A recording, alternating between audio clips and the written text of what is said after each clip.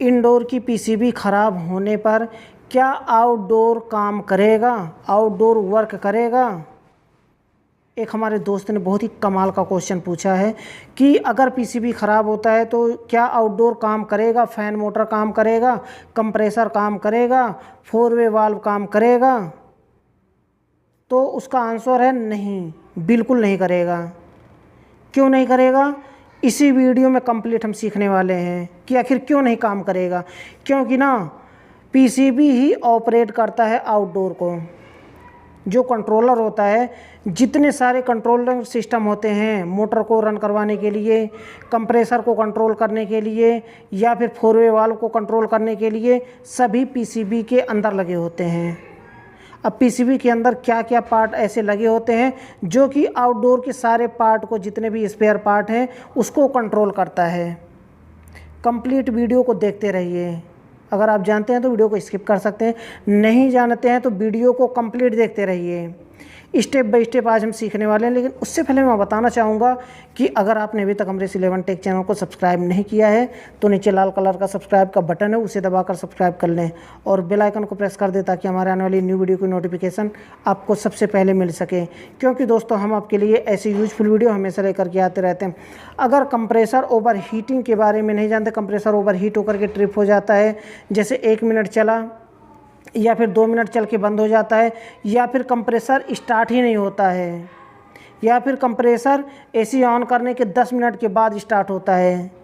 तीनों चारों वीडियो के लिंक नीचे डिस्क्रिप्शन में मिल जाएंगे, वहाँ से क्लिक करके सारे वीडियो को देखिए और सीखिए।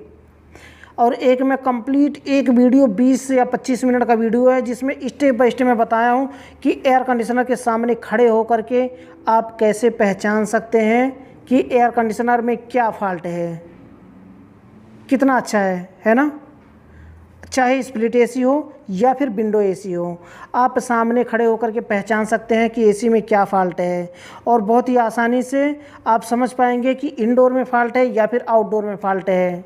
अगर विंडो एसी है तो फिर कुल उधर उसके पीसीबी में फॉल्ट है या फिर कंप्रेसर में फॉल्ट है या फिर टर्मिनल में फॉल्ट है या फिर फैन मोटर में फॉल्ट है। कहीं भी फॉल्ट हो आप खड़े खड़े आप पहचान सकते हैं। कैसे? वीडियो को कंप्लीट देखिए, नीचे डिस्क्रिप्शन में लिंक मिलेगा, वहाँ क्लिक करके उस वीडियो को देखिए और सीखिए।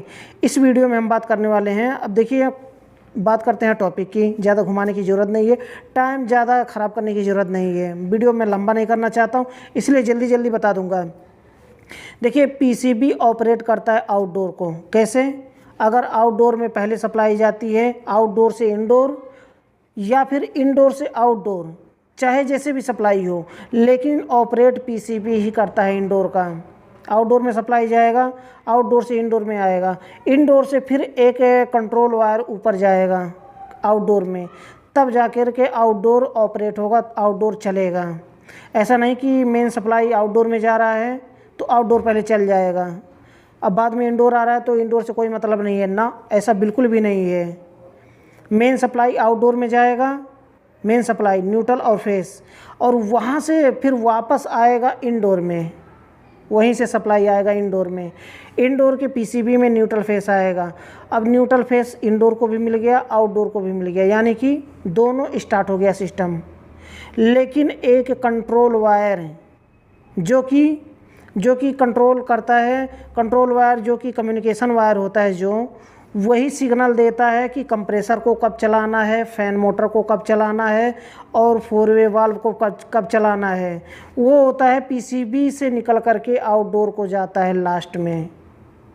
यानी कि बिना इंडोर के पीसीबी के आउटडोर नहीं चलेगा, ख़राब होगा तो नहीं चलेगा। जैसे एक एक करके मैं बताता हूँ। इंडोर के पीसीबी में रिले लगा होता है, फ़ैन मोटर के लिए रिले अलग होता है, 4 वे वाल्व के लिए रिले अलग होता है और कंप्रेसर के लिए रिले अलग होता है। ध्यान में रखिए, मैं आपको दिखाने की कोशिश करूँगा, इमेज में आप देखिए। ये जो पीसीबी में रिले लगा हुआ है, मार्का देख रहे हैं, ये होता है कंप्रेसर को कंट्रोल करने का रिले, जो कि 12 वोल्ट पे भी ऑपरेट होता है, 24 वोल्ट पे भी होता है। ये कैसे भी हो सकता है। अलग अलग कंपनी के अलग अलग पीसीबी में अलग अलग वोल्टेज पर होता है। कुछ तो 12 वोल्ट पे होता है और कुछ तो होता है कि 24 वोल्ट पे है, तो अलग अलग हो सकता है। इसमें कुछ कहा नहीं जा सकता कि कितने वोल्ट का होगा, वो तो देखने पर पता चलेगा कि कौन से वोल्ट का ये रिले है। ये होता है रिले जो कि कंप्रेसर को कंट्रोल करता है। अब ये छोटा छोटा रिले आप देख रहे हैं, जो छोटा छोटा रिले, इसी में से होता है एक 4 वे वाल्व के लिए होता है, एक आउटडोर फैन मोटर के लिए होता है, और एक इसमें से वो जो इंडोर का ब्लोअर मोटर चलता है इंडोर का, उसमें से उसी में से एक रिले लगा होता है इंडोर के लिए, इंडोर के ब्लोअर मोटर के लिए, जो कि अलग अलग ऑपरेट करता है अलग अलग तरीके से। जैसे एक बार में चलता है कंप्रेसर, चलता है फैन मोटर चलता है। अगर इनमें से कोई भी रिले अगर ख़राब होता है तो फिर देखिए, अब मैं बताना चाहूँगा आपको कि अगर कंप्रेसर का जो रिले है, कंप्रेसर के रिले अगर ख़राब होता है तो कंप्रेसर नहीं चलेगा।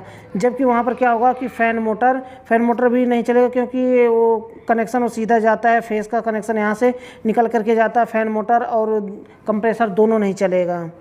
4 वे वाल्व का रिले अलग होता है, ये ख़राब होता है 4 वे का वाल्व का रिले, तो भी 4 वे वाल्व काम नहीं करेगा। इसलिए बिना पीसीबी के, बिना इंडोर में जो पीसीबी लगी हुई है, बिना पीसीबी के आउटडोर वर्क नहीं करेगा। कोई सवाल ही नहीं वर्क करने का। वैसे करने को तो करेगा, आप चेक करने के लिए वर्क करवा सकते हैं थोड़ी देर के लिए, यानी कि कंट्रोल आप हटा सकते हैं। बिना पीसीबी के डायरेक्ट सप्लाई आप आउटडोर को देख सकते हैं चेक करने के लिए कि आपका पीसीबी ख़राब है या फिर सही है। उसको चेक करने के लिए आप पीसीबी हटा करके डायरेक्ट सप्लाई आप देंगे तो क्या होगा कि आउटडोर चलेगा, फैन मोटर भी चलेगा और कंप्रेसर भी चलेगा।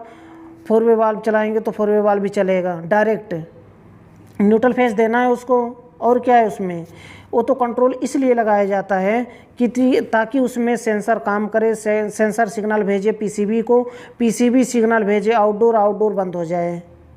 इसलिए कंट्रोलर लगाया जाता है, ये पीसीबी इसलिए लगाया जाता है ताकि कंट्रोल कर पाए, टाइम से चालू करे, टाइम से ऑटोमेटिक बंद करे। अगर पीसीबी ना लगाएं तो आप बार बार जाएंगे चालू करने, बार बार जाएंगे बंद करने, ऐसा कौन करेगा? ऐसा करना होगा तो एसी कौन लगवाएगा? कोई नहीं लगवाएगा।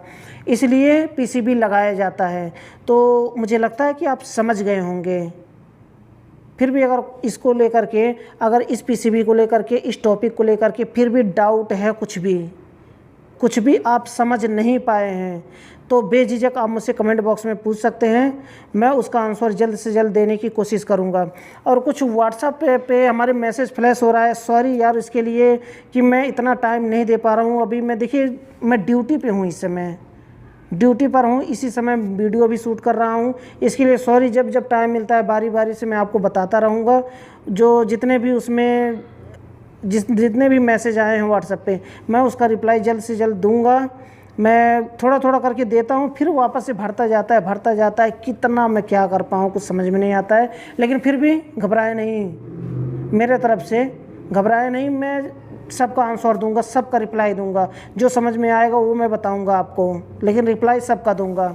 तो ये छोटा सा वीडियो था। अगर वीडियो पसंद आए तो वीडियो को लाइक ज़रूर करें। लास्ट में फिर से बताना चाहूँगा कि अगर आपने अभी तक अमरेश 11 टेक चैनल को सब्सक्राइब नहीं किया है तो नीचे लाल कलर का सब्सक्राइब का बटन है, उसे दबाकर सब्सक्राइब कर लें और बेल आइकन को प्रेस कर दें ताकि हमारे आने वाली न्यू वीडियो की नोटिफिकेशन आपको सबसे पहले मिल पाए। तो दोस्तों आज के लिए बस इतना ही था। अगले वीडियो में फिर जल्दी मिलते हैं एक नए टॉपिक के साथ।